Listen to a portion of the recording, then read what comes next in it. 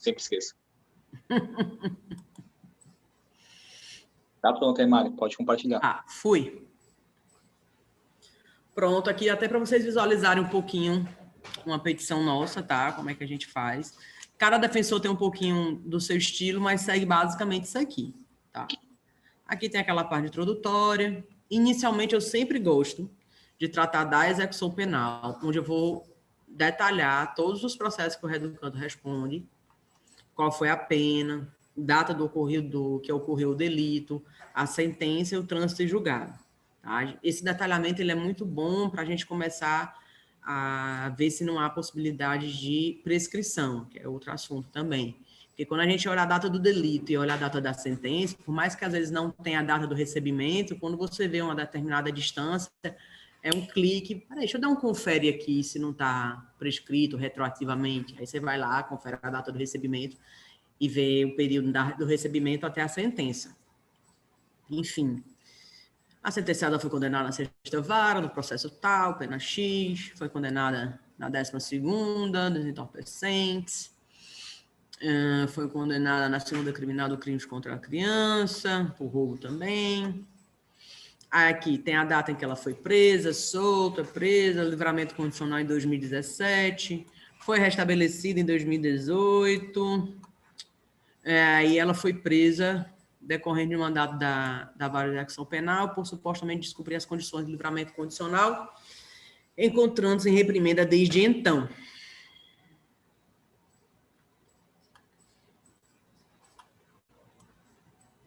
E aí eu já faço aqui uma introdução, porque ela teve negada o pedido de antecipação de semiaberto, em decorrência da pandemia, que é outro assunto aí, que eu acho que não convém ao caso, mas a partir da recomendação 62 do CNJ, houve antecipação dos benefícios para a gente tentar tirar o máximo possível as pessoas do regime fechado por conta do Covid, as condições precárias das nossas prisões, todo mundo já sabe, tá? Tinha sido negado, e aí eu observei que nessa mesma decisão tinha sido também suspenso o livramento dela, mas sem oitivo da reeducanda. E era uma hipótese de revogação facultativa. Aí eu trato da vedação, da suspensão cautelar do livramento condicional quando não há prática de novo crime, ausência de oitiva da reeducanda, não configuração de falta grave.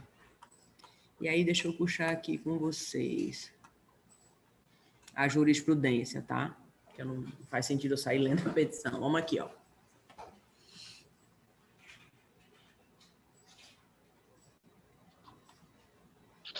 Em que a gente se baseia? A gente tem a previsão legal do artigo 100, no artigo 116 e no artigo 145. Da decisão final. Certo? E tem o entendimento jurisprudencial de que quando não há novo crime, diz o seguinte: por outro lado, não há previsão legal para a suspensão, caso se trate de descumprimento injustificado das condições impostas, revogação facultativa, motivo pelo qual se mostra imprescindível a prévia oitiva do condenado para a deliberação acerca da revogação ou não do benefício. Não há razão para a criação de hipótese de suspensão cautelar quando a lei não o faz, porque essa suspensão cautelar ela é aplicada no caso de falta grave, não no caso de descumprimento das condições do livramento condicional. Aí eu vou aqui continuando.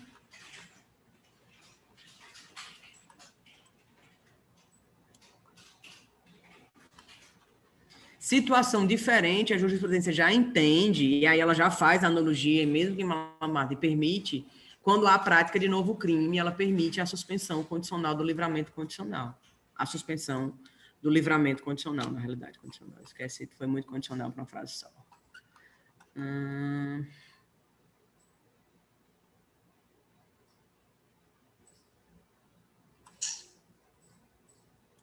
E aqui, mesmo quando há prática de novo crime, os efeitos da prática de outra infração penal no curso do livramento condicional, de fato, submete às regras próprias deste benefício. Portanto, não se confunde com os consectários legais da falta grave.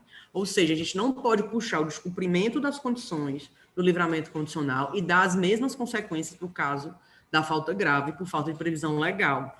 Como é uma norma restritiva que interfere no status libertatis, eu tenho que interpretar ela de forma restritiva. Eu jamais posso ampliar para prejudicar. E aí eu vou seguindo,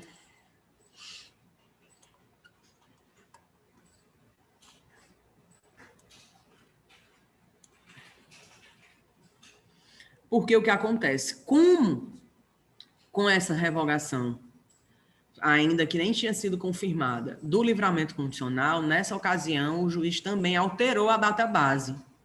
Então, eu pedi a nulidade da decisão, que isso trouxe o marco objetivo alterou o marco objetivo do regime aberto, e aí eu pedi a progressão para o regime aberto. Então, é muito comum, quando a gente analisa uma circunstância feita essa, o pedido principal é esse, afastar essa alteração da data base, e muitas vezes, quando a gente vai fazer os cálculos, eles já podem, inclusive, progredir de regime, como eu tratei com vocês até antes, naquele caso em que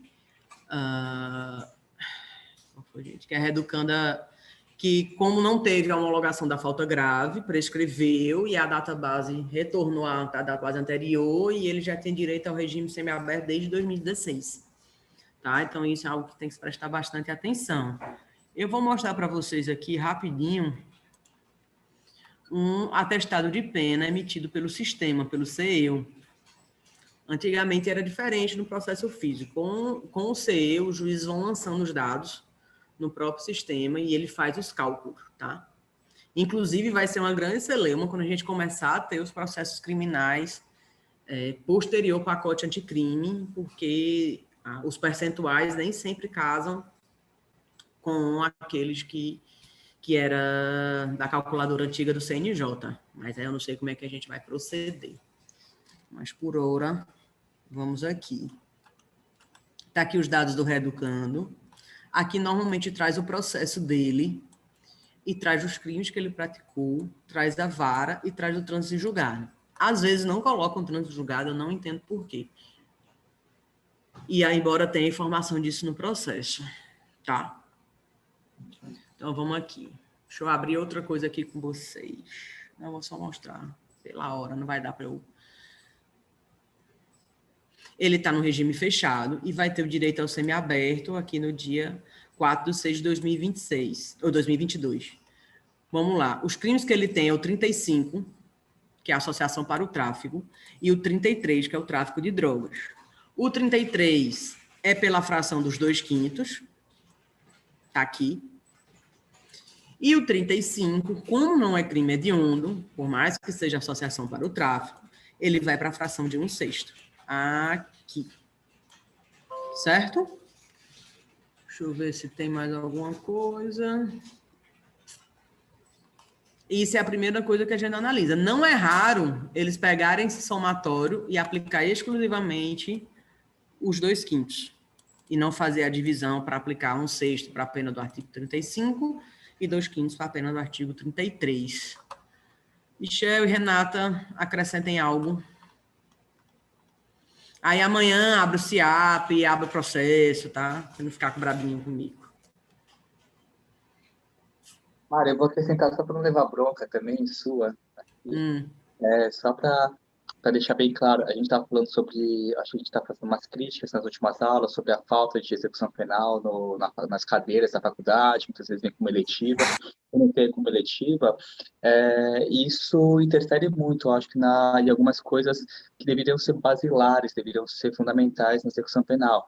Então, o primeiro ponto, eu acho que a Mari falou, é que os princípios do direito penal, princípios da legalidade, por exemplo, não é um princípio que ele se perpetua no tempo, tá? Então, não é porque acabou o processo criminal que agora existe um outro processo com qualquer outra regra. Existem outras regras, existem regras que são as mesmas do direito penal. Então, aquele princípio da legalidade, que é do direito penal, que é o princípio pelo qual deve também uma extensão, na verdade, uma derivação do princípio da legalidade, que deve haver uma interpretação restritiva quando se fala em privações de liberdade, quando se fala em prejuízo do réu ou do condenado, esse princípio da legalidade, essa interpretação restritiva, ela se permeia no tempo e depois a condenação, ela também acontece na execução penal. Então, esse acho que é o primeiro fundamento, acho que interessante para que você... E ficou sem som.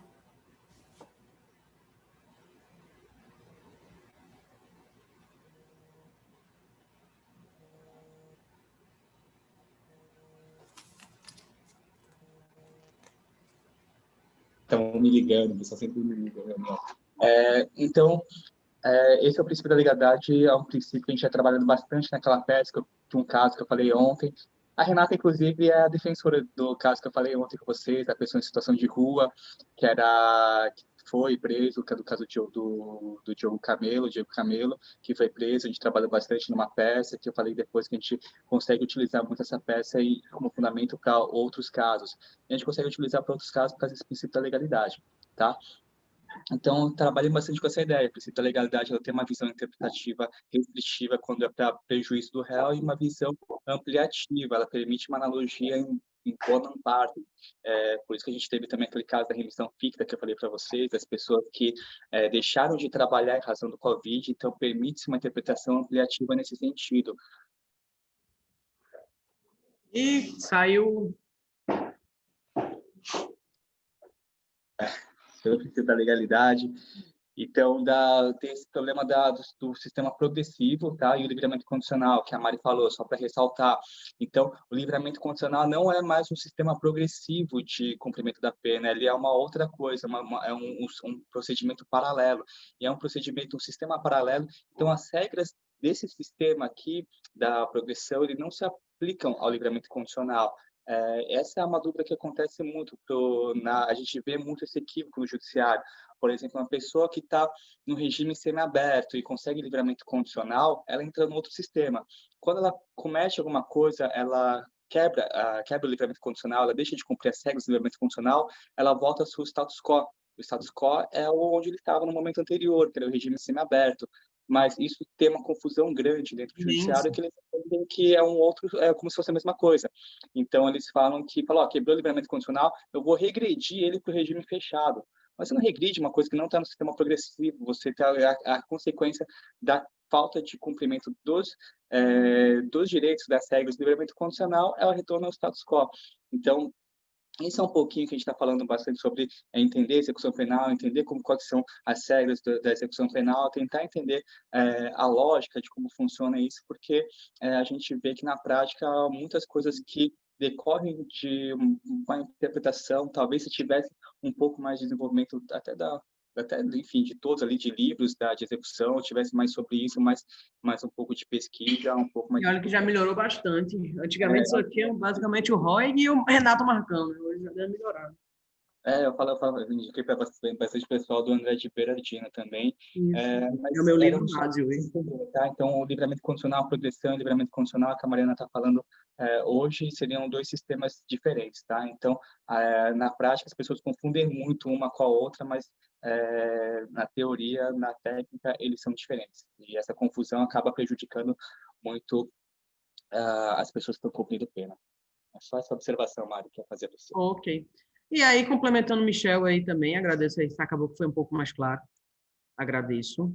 E complementando aí, Michel, por isso que acontece, né, como eu trouxe para vocês, de eventualmente, como é algo em paralelo, o livramento condicional chegar antes do regime aberto. Né?